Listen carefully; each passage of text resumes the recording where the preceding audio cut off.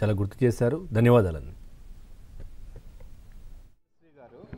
వారిని ఈరోజు మార్నింగ్ 7:20 ప్రాంతంలో గాంధీ హాస్పిటల్కి తీసుకురావడం జరిగింది.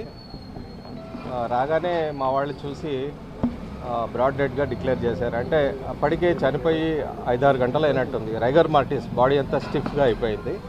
తనకి 15 ఇయర్స్గా హైపర్ టెన్షన్ బీపీ ఉంది. దానికి 1 మంత్ నుంచి ట్రీట్మెంట్ వాడట్లేదు. 3 డేస్గా చెస్ట్ డిస్కంఫర్ట్, కొద్దిగా ఆయాసము ఇలాగా చెప్పారంట ఇంట్లో. తను నెగ్లెక్ట్ చేసినట్టున్నారు. కానీ ఒక 1-2 డేస్ నుంచి మళ్ళీ బీపీ ట్యాబ్లెట్స్ వాడుతున్నారు. నైట్ మామూలుగానే పడుకున్నారంట. మార్నింగ్ లేచి వాళ్ళ వైఫ్ చూడగానే కింద పడిపోయినారంట. రాత్రి ఏం జరిగిందో తెలియదు, కింద పడిపోయినారు. మేబీ తనకి ఏమైనా చెస్ట్ డిస్కంఫర్ట్ వచ్చి హార్ట్ అటాక్ ఏమైనా వచ్చిండొచ్చు. రాగానే 6:20 ప్రాంతంలో చూశారంట వాళ్ళు. గాంధీ హాస్పిటల్కి 7:20కి తీసుకొచ్చారు. రాగానే ఇవన్నీ డిక్లేర్ చూసి మన డిఎంఓ డాక్టర్ శృతి, డాక్టర్ సింధూర వీళ్ళు చూసి డిక్లేర్ చేస్తారు. అంటే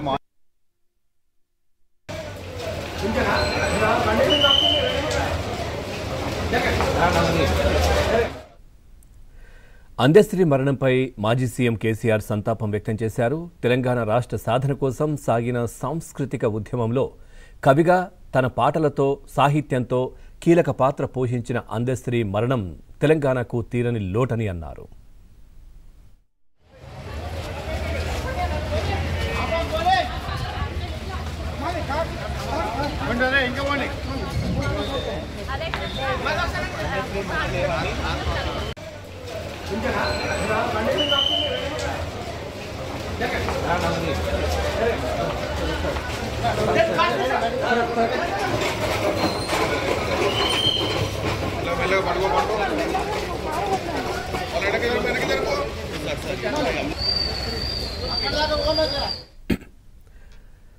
ప్రముఖ కవి, రచయిత అందశ్రీ కన్నుమూశారు.